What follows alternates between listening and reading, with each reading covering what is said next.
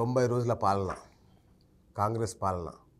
మరి ఎటు చూసినా అంటే ఒకవైపు నీళ్ళు లేవు అని, ఏమీ లేదు ఇక్కడ ఈ 90 రోజుల్లో ఏం జరగట్లేదు, ఒకవైపు కరువు తరుముకొస్తున్న పరిస్థితి చూస్తున్నాం. ఏంటి సార్ ఇదంతా? కరువు అంటే గతంలో వర్షాలు పడలేదు, వాస్తవానికి మన సఫిషియెంట్ వర్షాలు పడలేదు లాస్ట్ దానిలో. దాని తర్వాత చాలా ఇప్పుడు రిజర్వాయర్లో నీళ్లు అడుగంటిపోయే పరిస్థితి వచ్చింది, సహజంగా జరిగింది అది. కాబట్టి 90 రోజుల పరిపాలన, 5 సంవత్సరాలకు 90 రోజుల పరిపాలన అంటే స్వల్పకాలం, చాలా చిన్న వ్యవధి. కాబట్టి ఇప్పుడు ఈ 90 రోజులలో కూడా ప్రభుత్వం ఇప్పుడు, ఎందుకంటే రాష్ట్ర ఆర్థిక పరిస్థితి మీకు తెలుసు, రైట్. మేము ప్రభుత్వం ఏర్పడేసే వరకే రాష్ట్ర ఆర్థిక పరిస్థితి చాలా ఇబ్బందికరంగా ఉన్న విషయం మీకు తెలుసు. ఓకే. అయితే అన్ని వనరుల సమీకరణ చేసుకొని, అన్ని సమీక్షలు చేసి, మొత్తం అన్ని డిపార్ట్మెంట్లను అది చేసి, మొత్తం అన్ని నియామకాలు చేసుకొని ప్రభుత్వం ఒక సుస్థిరంగా పాలన ప్రారంభించడానికి చాలా సమయం పట్టింది. అయినా కూడా ఈ ప్రభుత్వం మేము ఇచ్చిన 6 గ్యారెంటీల్లో బ్రహ్మాండంగా 2-3 గ్యారెంటీ, ఒక 24 అవర్స్లో దాదాపు 48 అవర్స్లే 2 గ్యారెంటీలు అమలు చేసినాం. విజయవంతంగా అమలు జరుగుతూ ఉన్నాయి. మిగతా కూడా మేము 2 లాంచ్ చేశాం. మొన్న 11th ఇంకోటి లాంచ్ చేస్తూ ఉన్నారు ముఖ్యమంత్రి గారు. ఇది హౌసింగ్ పథకము, ఏది గృహజ్యోతికి సంబంధించి 200 యూనిట్ల విద్యుత్తు, అదే అండ్ సిలిండర్కి సంబంధించి 2 మొన్న లాంచ్ చేశారు. అవన్నీ ఇంప్లిమెంట్ అవుతా ఉన్నాయి స్పీడ్గా. అధికార యంత్రాంగం అంతా ప్రజల నిమగ్నమై ఉన్నారు. 1 by 1 చేసుకుంటూ వస్తున్నారు, ఇక్కడ ఏమీ ఆపింది లేదు. ఇది 90 రోజుల పరిపాలన ఇప్పుడు స్వల్పకాలమే కాబట్టి మేము ఏదో అద్భుతాలు సృష్టిస్తామని ఎవరైనా ఆశిస్తే దానికి అంతకంటే మేము చేయలేము. కాకపోతే ప్రజలకు ఇచ్చిన వాగ్దానం మేరకు, మేము ఇచ్చిన ఎన్నికల ప్రణాళికలు చేసిన వాగ్దానాల మేరకు ఖచ్చితంగా మేము ఇవి అమలు చేసేటువంటి ఒక పరిస్థితి ఉంది. తప్పకుండా అమలు చేసే అవకాశం పూర్తిగా. ఓకే. అంటే ప్రజల్లో కొంత ఏదో నిరసన, అంటే సరిగ్గా సాగట్లేదు అనే ఫీలింగ్ ఉన్నట్టు కనిపిస్తుంది జనంలో. ఎక్స్పెక్టేషన్స్ ఎక్కువ అయినప్పుడు అట్లే అనిపిస్తుంది. ఇప్పుడు 100 రోజులనే అద్భుతాలు చేయాలంటే సాధ్యం కాదు. రైట్. మేము 100 రోజులలో అమలు చేస్తామని చెప్పాను. అమలు చేయడానికి ఆ దిశగా మేము అడుగులు వేస్తున్న విషయం ప్రజలు కూడా గమనిస్తున్నారు. ఓకే. ఒక 4-5 పథకాలు, ఇంపార్టెంట్ పథకాలు అయితే లాంచ్ అయినాయి కదా. కాబట్టి వేగంగా మేము అడుగులు వేస్తూనే ఉన్నాం. కాబట్టి ఇంకేదో బాగా ఎక్కువ ఎక్స్పెక్టేషన్ చేసిన వాళ్ళు, లేకుంటే వాళ్ళని ప్రతిపక్షాలు రెచ్చగొట్టడమో, ప్రతిపక్షాలు ఏదో చెప్పడం వల్ల ఏదో వెలితి కనబడ్డట్టుగా అనిపిస్తుంది. కానీ అటువంటిది ఏం లేదు. మొత్తం మేము చెప్పిన టైం వరకు అన్ని ఇప్పుడు బడ్జెట్ సమావేశాలు అయిపోయినాయి కాబట్టి మళ్ళీ ఫుల్ బడ్జెట్ పెడతారు కాబట్టి డిఫరెంట్ ఫండ్స్ అలొకేషన్ చేసి ఇక్కడ ఇప్పుడు 10 సంవత్సరాల తర్వాత మాకు రాష్ట్రం వచ్చిన తర్వాత మేము కొత్తగా వచ్చినాం. మాకు ఒక పాలసీ ఉంటుంది, మా గవర్నమెంట్ మా సిస్టంలో మేము పరిపాలన చేయాలనుకున్నప్పుడు మాకు తగ్గట్టుగా మేము అందరూ సమకూర్చుకోవాలంటే మాకు టైం పడుతుంది కదా. రాష్ట్రం తెచ్చింది మేము, ఆ టైంలో మేము లేము, అధికారంలోకి రాలేదు రాష్ట్రం తెచ్చినప్పుడు. కాబట్టి మేము మా పద్ధతిలో మేము పరిపాలన అంటే మాకు కొంచెం టైం పడుతుంది. అది ప్రజలు అర్థం చేసుకున్నాం, దాని గురించి పెద్ద ఇబ్బంది పడాల్సిన అవసరం లేదు. రైట్. సార్, ఏంటి రేవంత్ రెడ్డి గారు ఇప్పటికీ కూడా ఈ 90 రోజులైనా కూడా, నిన్న కూడా మా ప్రభుత్వాన్ని పడగొట్టే ప్రయత్నం జరుగుతుంది, అలా జరిగితే మాత్రం ఊరుకోం, తొండలు జొరగొడతాం, ఇట్లాంటివి ఇంకా మాట్లాడుతున్నారు. ఏం జరుగుతుంది సార్ అసలు? అంటే ఇక్కడ ఏంటంటే కొన్ని ప్రతిపక్షాల వ్యాఖ్యానాలు, కొన్ని పత్రికలు, కొన్ని టీవీలలో ఇటువంటి వ్యాఖ్యానాలు రావడము. ఎందుకంటే రేవంత్ రెడ్డి గారు ప్రభుత్వం పడిపోతుందని నేను భయపడతలేడు. కానీ ఇటువంటి వ్యాఖ్యానాలు ఏంటంటే అస్థిరతకు దారితీస్తాయి, ప్రజల్లో ఒక అపోహలు సృష్టించి, అది అయ్యేది ఉండదు, పోయేది ఉండదు.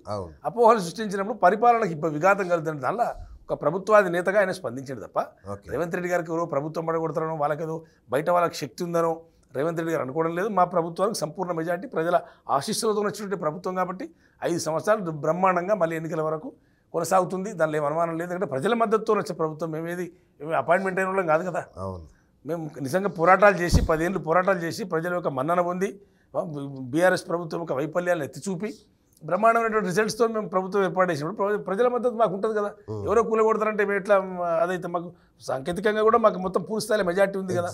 మరి అటువంటిప్పుడు ఫుల్ మ్యాండేట్తో మేము వచ్చినప్పుడు మా ప్రభుత్వాన్ని కూలదోస్తామని అనవసరమైన ప్రచారాలు, అనవసరమైన పత్రికల్లో ఇవన్నీ చేయడం వల్ల ముఖ్యమంత్రి గారు రియాక్ట్ కావాల్సి వచ్చింది. ఇక్కడ ఆయన ఆ స్థాయిలో ఆయన రియాక్ట్ కావడం కరెక్ట్. అది అన్నిసార్లు రియాక్ట్ అవ్వడం అనేది కొంచెం ఆశ్చర్యం. అంటే దీన్ని ఆపకుండా, ప్రొపగండా ఆపకుండా ఇదే పబ్లిసిటీ చేసే వరకు వారు రియాక్ట్ కావాల్సి వస్తుంది 2 సార్లు. కానీ ఇప్పుడు ఇది బీజేపీ వాళ్ళు కూడా కొంచెం అపోహలు సృష్టిస్తారు. అదే నిన్న మొన్న కూడా రోజు కామెంట్ చేస్తారు బీజేపీ వాళ్ళు.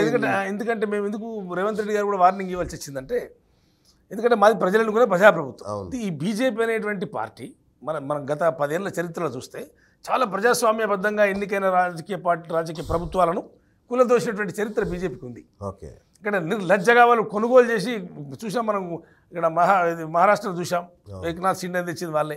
ఈ భారతదేశానికి ఏక్నాథ్ షిండేని పరిచయం చేసింది వాళ్ళే. మధ్యప్రదేశ్లో జ్యోతిరాదిత్య సింధియాని తీసుకొని కమల్నాథ్ ప్రభుత్వాన్ని పడగొట్టిండ్రు. అప్పుడు మేము మా మద్దతుతో వచ్చినటువంటి కుమారస్వామి ప్రభుత్వాన్ని అప్పుడు పడగొట్టి మళ్ళీ యడ్యూరప్పని తీసుకొచ్చి అది చేసిండ్రు.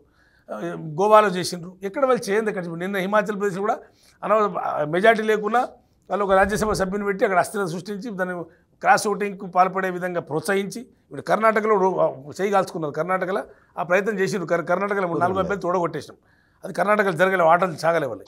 అయితే వాళ్ళ చరిత్ర ఆ విధంగా ఉంది కాబట్టి వాళ్ళు ఇప్పుడు ఇక్కడ కూడా వాళ్ళు ఇక్కడ ఎమ్మెల్యే గెలవనటువంటి వాళ్ళు ఏదో రాజ్యసభ సభ్యులై అసలు కార్పొరేటర్ కూడా గెలవని స్థాయిలు కూడా పెద్ద పెద్ద మాటలు మాట్లాడి ప్రభుత్వం కులదోస్తామని బీజేపీ నాయకులు మాట్లాడినప్పుడు మేము రియాక్ట్ కాకుండా ఎలా ఉంటామండి? వాళ్ళు అట్లా మాట్లాడాలి. కనీసం కార్పొరేటర్ కూడా గెలవరు వాళ్ళు ఇంత రాజకీయం చేస్తే ఇంత అది చేస్తే పట్టుమని 8 సీట్లు గెలిచిన వాళ్ళు. 8 సీట్లలో అందరూ దాదాపుగా 5-6కు ఓల్డ్ ఇన్ఫ్లుయెన్స్ ఉన్నటువంటి వాళ్ళే, హోల్డ్ ఉన్నటువంటి వాళ్ళే.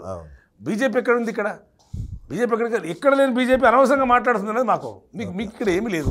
8 మంది ఎమ్మెల్యేతో మా ప్రభుత్వం పడగొట్టే తాకత్ మీకు లేదు. కాకపోతే దుర్మార్గంగా చీల్చడము చేయడము వేరే రాష్ట్రాల్లో చేసినట్టుగా మీరు చేసేటువంటి ఒక దురాలోచనతో ఉన్నారు కాబట్టి అందుకే మేము అలర్ట్ చేస్తున్నాం ప్రజలు. ఇటువంటి దుర్మార్గులు దొంగలు ఉంటారనే మేము ప్రజలు అలర్ట్ చేస్తున్నాం. ముఖ్యమంత్రి గారు ఏక్నాథ్ షిండేలు ఎవరన్నారా? ఏక్నాథ్ షిండేలు ఇప్పుడు ఏక్నాథ్ షిండేలు సృష్టించినటువంటి వాళ్ళు మాట్లాడతారు. కాంగ్రెస్ పార్టీ కదా ఎలక్షన్ అయిపోగానే తేలుతుంది ఏక్నాథ్ షిండే ఎవరు, కాస్త ఆగండి అని. ఆ మాట్లాడిన వ్యక్తి బీజేపీ లీడర్ తెలుసు. ఆయన కార్పొరేటర్ కూడా గెలవడు. ఆయన కార్పొరేటర్ స్థాయి కూడా కాదు, కానీ రాజ్యసభ సభ్యుడు ఇండియాలో. అది కర్మ అది. కాబట్టి ఏక్నాథ్ షిండేలు సృష్టించింది వాళ్ళే కదా. కాంగ్రెస్ పార్టీ ఏక్నాథ్ షిండేలు తేలే కదా.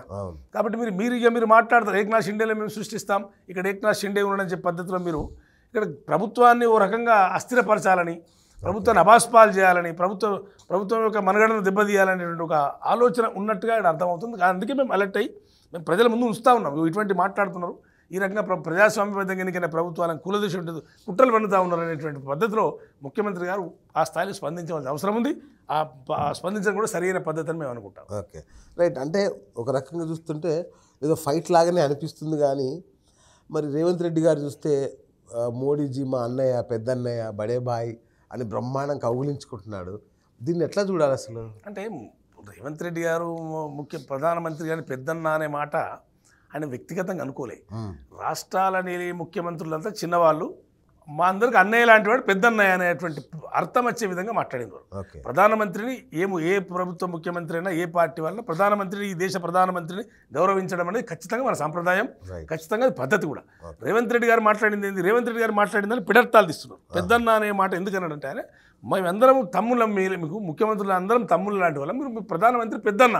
దాని అర్థము ఎట్లా అంటే దాని ఎవరికి అనుకూలం ఉన్నటువంటి పద్ధతిలో వాళ్ళ అర్థాన్ని మలుచుకుంటారు. బడే బాయ్ చోటా బాయ్ అని బాగా అది చేస్తున్నారు. ఇప్పుడు ఎందుకంటే ఎదుటి వాళ్ళని బురదలాలనుకున్నప్పుడు, దురుద్దేశాలు అపాదించాలనుకున్నప్పుడు వాళ్ళు ఎవరికి అనుకూలంగా వాళ్ళు మలుచుకుంటారు దాన్ని. కాబట్టి ఆయన అన్న ఉద్దేశం అది కాదు.